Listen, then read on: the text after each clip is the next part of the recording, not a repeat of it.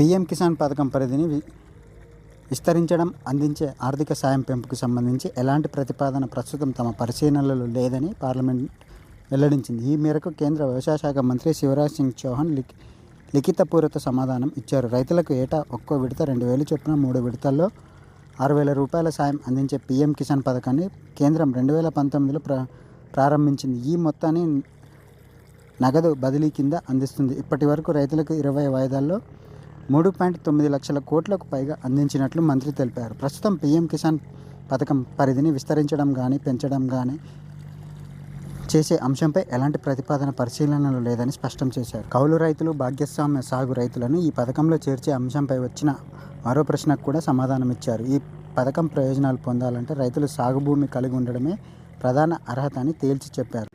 అలాగే పీఎం కిసాన్ 2,000 రూపాయలను పెంచే ఆలోచన లేదని మంత్రి స్పష్టం చేశారు.